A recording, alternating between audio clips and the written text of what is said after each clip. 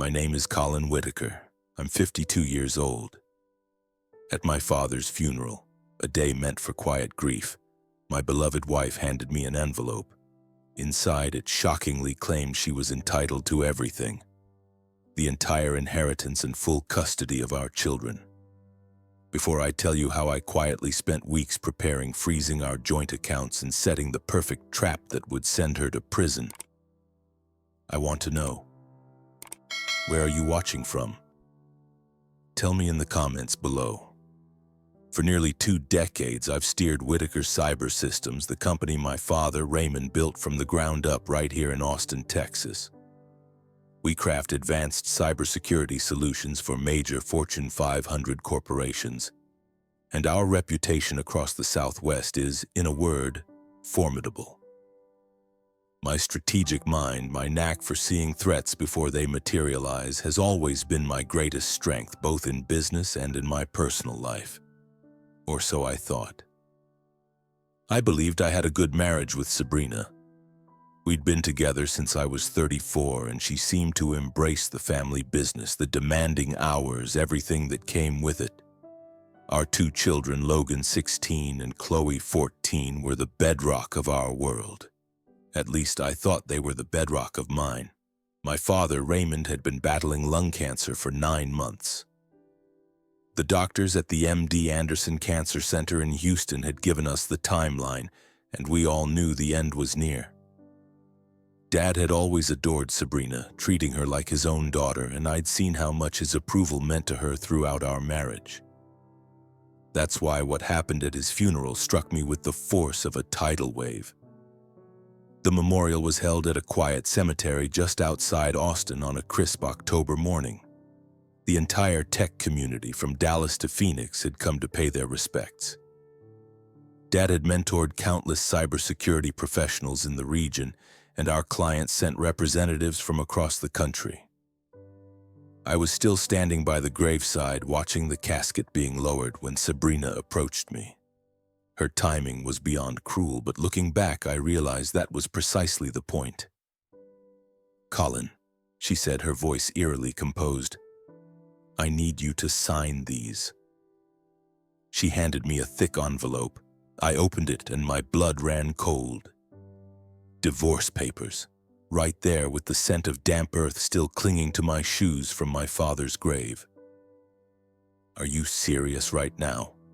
I managed to whisper, keeping my voice low as mourners still milled around offering condolences. "The timing isn't ideal, but this needed to happen," she replied, her gaze unwavering. "According to Raymond's will, the family assets transfer to me as the surviving daughter-in-law. My attorney says it's ironclad." Before I could fully process her words, Logan and Chloe walked up behind her. My own children looked at me with expressions I'd never seen before. Cold, almost contemptuous. "Dad, we've made our decision," Logan announced, loud enough for several family friends to hear.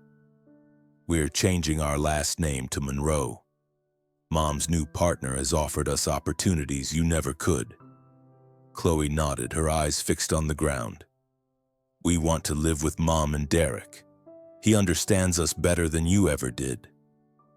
Derek Monroe, my business partner of 7 years, the man I had entrusted with the keys to our most sensitive client data and financial systems. Standing there in my black mourning clothes, surrounded by grieving faces, something inside me shifted. Not anger. Anger is a hot, impulsive thing. This was something far colder, more calculating. The same methodical thinking that had built Whitaker Cyber Systems was now turning its full attention to this profound betrayal. What Sabrina didn't know was that I'd been watching this betrayal unfold for months. When you run a cybersecurity company, you develop certain instincts about deception and unusual patterns. And Sabrina's behavior had been setting off alarms since early spring. It started with small things. She became protective of her phone, angling the screen away when texting. She began working late at her marketing job more frequently. But when I called her office, her assistant would say she'd left hours earlier. There were unexplained charges on our joint credit card, lavish dinners at upscale restaurants downtown when she claimed to be home with a headache. But the real red flag was Derek. He joined our company 3 years after we expanded into corporate consulting. Derek was smooth, charming, and held an MBA from Stanford. Yet over the past 6 months, he'd been asking questions about our financial structure that stretched far beyond his usual purview. "Hey, Colin," he'd casually mentioned during meetings. "I've been thinking about the company's asset allocation. How much of our liquid capital is tied up in that downtown Austin real estate portfolio your dad assembled?" Or he'd drop by my office and say, "Raymond was brilliant with those early investments. I bet the family trust is worth more than the business itself now, right?" At the time, I thought he was just making conversation. Now I understood he was conducting reconnaissance. The breakthrough came in July when our IT department flagged unusual access patterns in our system. Someone had been accessing client files and financial records outside normal business hours. The digital forensics were clear. It was Derek's login credentials, but the access times coincided with evenings when he should have been home. That's when I started my own quiet investigation. I hired a private investigator named Nathan Crowley, a former FBI agent who specialized in corporate espionage cases. Within 3 weeks, Nathan had photographic evidence of Sabrina and Derek meeting at the Driscoll Hotel in downtown Austin, not once but multiple times over several months. But the real bombshell came when Nathan discovered they'd been meeting with a probate attorney named Celeste Langford. She had a reputation for finding creative interpretations of inheritance law, particularly in cases involving complex business structures. I realized they weren't just having an affair, they were planning a complete corporate takeover. Raymond's will did include a provision that seemed to benefit Sabrina, but it was contingent on specific circumstances that I knew hadn't been met.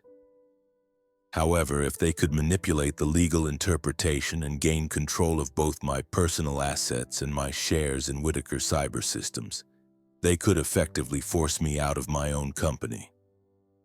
There was even a point when they attempted to quietly transfer a significant block of company shares to an offshore trust without my knowledge, a move that would have nearly cost me everything. This revelation sent a chill down my spine. It wasn't just my livelihood, but Raymond's legacy on the line. The manipulation of Logan and Chloe was perhaps the cruelest part. Derek had been positioning himself as the cool, understanding father figure. He'd take them shopping, promising them expensive sports cars when they turned 18. He painted a picture of private schools, international university funds, and extravagant European vacations. "Your dad's too conservative with money," I overheard him telling Chloe during a family barbecue in August. "When I have more influence over the family finances, you'll see what real opportunities look like." I knew my children were being swayed. One evening, not long after that barbecue, I took Chloe out for dinner. The air was thick with unspoken tension. "Chloe," I began gently, "is there anything you want to tell me, anything at all?" She picked at her food, avoiding my gaze. "No, Dad, everything's fine," she mumbled, but her silence spoke volumes. It broke my heart, but I couldn't push her. The seeds of doubt had been planted, and I knew I had to wait for the right moment for the truth to bloom. I documented everything, every suspicious meeting, every financial irregularity, every conversation I could safely record. I consulted with my own attorney, Vanessa Hale, who specialized in business law and had handled several high-profile corporate fraud cases. "Colin," Vanessa told me during a confidential meeting in September, "if they're planning what you think, they're going to have to commit several federal crimes to pull it off. Wire fraud, embezzlement, possibly even racketeering if they're coordinating this across multiple states." But I couldn't act yet. My father was deteriorating rapidly, and any family scandal would have shattered him emotionally in his final months. Raymond genuinely loved Sabrina. He'd walked her down the aisle at our wedding because her own father had passed away. He considered her the daughter he never had. So I waited. I watched, and I prepared. I quietly restructured my personal assets, moving funds into accounts Sabrina couldn't access. I painstakingly documented every irregularity in Derek's behavior and preserved digital evidence of their conspiracy. Most importantly, I set up monitoring systems that would track any unauthorized attempts to access or transfer company funds. The hardest part was acting normal around my own family. Sitting at dinner, listening to my children talk about their future plans, knowing they'd been poisoned against me. Watching Sabrina play the devoted wife while she was planning to rob me blind. But patience is a virtue in cybersecurity. The best hackers always reveal themselves when they think they're safe. I just had to wait for Derek and Sabrina to make their move. The funeral was on Thursday. By Monday morning, Derek and Sabrina had made their first major mistake. I was sitting in my office at 7 a.m., reviewing quarterly reports when our CFO, Dana Liu, knocked on my door with a concerned expression. "Colin, we have a problem," she said, closing the door behind her. "Someone initiated a wire transfer authorization over the weekend for $1.8 million from our operating account to an offshore consulting firm I've never heard of." "Show me," I said, though I already knew what I'd find. The transfer request bore Derek's digital signature and was dated for the previous Saturday, 2 days after my father's funeral. The receiving company was listed as Altura Global Ventures, registered in the Cayman Islands. "Dana, I need you to freeze all external transfers immediately and call our bank," I instructed. "Tell them we're conducting an internal audit and need a 72-hour hold on any transactions exceeding $75,000. "Should I notify Derek about the freeze?" she asked. "Not yet," I replied. "Let's see how he reacts when he discovers it on his own." I didn't have to wait long. Derek stormed into my office at 10:15 that morning, his usual composed demeanor completely gone. "Colin, what the hell is going on with our banking systems?" he demanded. "I have a time-sensitive consulting contract that needs to be funded today, and the bank is giving me some runaround about account freezes." "I'm not sure what you mean, Derek," I replied calmly. "What kind of consulting contract requires a $1.8 million transfer to the Cayman Islands on a weekend?" His face went pale. He knew I knew. "It's a legitimate business expense for the Quan Group account," he stammered, his voice lacking conviction. "We discussed expanding our offshore operations." "Did we?" I countered. "I don't recall that conversation, and the Quan Group is based in Seoul. Why would they need Cayman Islands consulting services?" Derek left my office without another word. That afternoon, I called Vanessa Hale and told her it was time to move. By Wednesday, she had filed preliminary injunctions freezing all joint assets pending a forensic accounting investigation. More importantly, she'd contacted the FBI's Financial Crimes Division in Austin. The beautiful thing about financial fraud is that it always leaves a digital trail, and when you're married to someone who runs a cybersecurity company, that trail becomes very easy to follow. The forensic accountants discovered that Derek and Sabrina had been systematically siphoning funds from Whitaker Cyber Systems for months. They'd created fake consulting contracts, inflated vendor invoices, and even set up phantom employees to collect paychecks. The total amount exceeded $950,000, which elevated their crimes to federal felony territory. But the most damning evidence came from their own communications. Remember those business phones our company provided? Everything was backed up to our secure servers. Every text message, every email, every phone call between Sabrina and Derek was preserved in perfect digital clarity. The transcripts were devastating.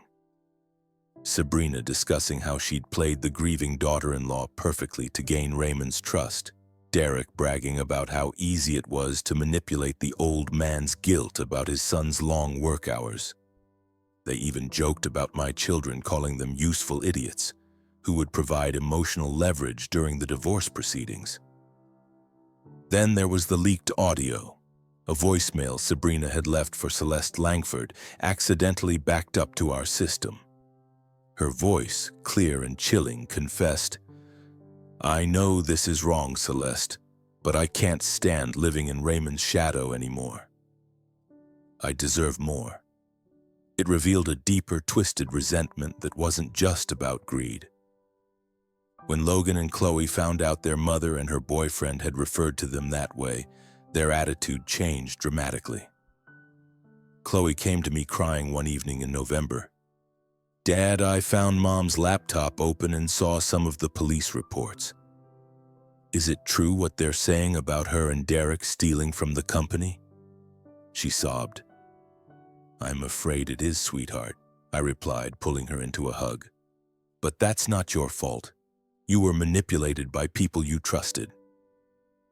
The emotional arc I had quietly waited for had finally arrived, heartbreaking as it was. Logan was harder to reach, still clinging to his hero worship.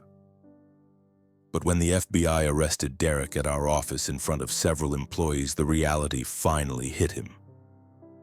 His admiration crumbled when he saw Derek in handcuffs on the local news. The Austin Business Journal ran a front-page story. Whitaker Cyber Systems executives charged in multi-million embezzlement scheme. The article detailed how a trusted business partner and the company founder's daughter-in-law had systematically defrauded the family business while the patriarch was dying of cancer. Our clients, rather than abandoning us, rallied around the company. They saw the story as proof of our security expertise. After all, we'd caught the criminals using our own systems. Several new contracts, totaling over $2.5 million, came in within weeks of the arrests. Before the court proceedings began, I arranged a private meeting. "I'm willing to offer an amicable asset split," I told Sabrina and Derek, my voice level. "Sign this settlement agreement and we can avoid a messy trial." I slid a document across the polished table. It looked legitimate, but it was legally rigged. A final tactical trap.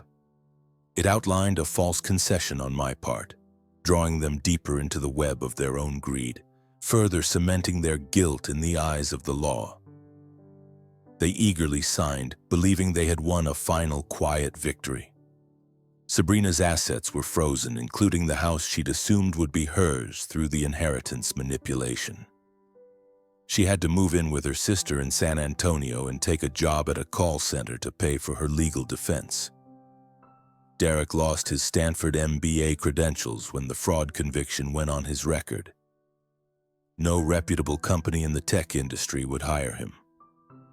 Last I heard, he was selling insurance in Albuquerque. The probate court ruled that Sabrina's actions constituted financial elder abuse against my father, which automatically disqualified her from receiving any inheritance benefits. The family trust remained exactly as Raymond had intended, protecting the business and providing for his grandchildren's education. Perhaps the most satisfying moment came 8 months later when both Sabrina and Derek were sentenced at the federal courthouse in Austin. Judge Amelia Reyes sentenced Derek to 5 years in federal prison and ordered him to pay $1.1 million in restitution. Sabrina received 4 years and was ordered to pay an additional $500,000 in damages for her role in the conspiracy. The federal prosecutor called it one of the most callous cases of financial elder abuse she'd seen in 25 years on the bench. I sat in the gallery and watched as they were led away in shackles. I felt no satisfaction, no sense of revenge fulfilled, just a quiet acknowledgement that justice had run its natural course. The most profound change came in my relationship with Logan and Chloe. The truth about their mother's manipulation had shattered their worldview. But it also opened the door for honest conversations we'd never had before. "Dad, how did you stay so calm through all of this?" Logan asked me one evening as we worked together in my home office reviewing his university applications. He'd decided to study computer science at the University of Texas, wanting to eventually join the family business. "Son," I explained, "when someone betrays your trust, you have two choices. You can react emotionally and make mistakes, or you can think strategically and let their own actions destroy them. People who lie and steal always reveal their true nature eventually." "You can lose money, son," Raymond's voice echoed in my memory from a childhood fishing trip, "but never lose the trust of good people." Those words, instilled in me years ago, had guided my every move. Chloe, now a senior in high school, had become interested in business law. After watching the trial proceedings, she'd spend hours asking me questions about corporate governance and legal ethics. "Were you scared Mom would actually succeed?" she wondered. "Scared? Number disappointed? Absolutely," I replied. "Family matters, but honor matters more." Raymond's stern yet loving voice. "Your grandfather taught me something important about business and life. Always keep detailed records and never act out of anger." Those lessons served me well. Whitaker Cyber Systems not only survived but thrived. Our reputation for catching internal fraud made us the go-to cybersecurity firm for companies concerned about insider threats. We landed contracts with Dell, Tesla, and several major financial institutions throughout the Southwest. Revenue increased by nearly 50% in the year following the scandal. I promoted Dana Liu to Chief Operating Officer and hired 3 additional forensic accountants. We developed new internal security protocols that became industry standards. The Harvard Business Review even published a case study about our insider threat detection methodology. 3 years later, I received a letter from Sabrina while she was serving her sentence at FCI Aliceville in Alabama. She claimed to be reformed, attending meditation classes, and wanted to make amends. She asked if we could arrange supervised visits with the children. I showed the letter to Logan and Chloe, now both in university. Their response was immediate and unanimous. "Dad, some bridges can't be rebuilt," Chloe said firmly. "She made her choices and we've made ours." Logan nodded. "We have a family business to run together. That's our future, not dwelling on her mistakes." I was incredibly proud of their maturity and wisdom. Derek wrote several letters too, mostly trying to blame his actions on financial pressure and claiming he never meant to hurt the family. I threw them away without reading past the first paragraph. Some people never accept responsibility for their choices. Today, Whitaker Cyber Systems employs over 250 people and has offices in Austin, Dallas, and Houston. Logan graduated with honors from the University of Texas and now heads our threat analysis division. Chloe finished her business degree at Texas A&M and runs our legal compliance department. We've created a scholarship fund in Raymond's name for students studying cybersecurity and business ethics. It's awarded annually to young people who demonstrate both technical skill and moral character. The combination Dad always said was essential for lasting success. Last month, we celebrated the company's 30th anniversary with a reception at the Blanton Museum of Art in Austin. Clients, employees, and industry colleagues gathered to honor my father's legacy and the business he built with integrity and hard work. As I stood at the podium looking out at the faces of people who trusted us with their most sensitive data and financial security, I realized something important. The betrayal that began at my father's funeral had ultimately strengthened everything he'd worked to build. Sabrina and Derek thought they could steal our legacy through deception and manipulation. Instead, their actions proved that legitimate success comes from patience, preparation, and principled decision-making. My father always said that character isn't built during good times. It's revealed during the worst times. The worst betrayal of my life became the foundation for the best years of my family's business. Some people might call what happened revenge, but I prefer to think of it as accountability. When you run a company built on trust and security, you learn that the truth always surfaces eventually. You just have to be patient enough to let it happen naturally.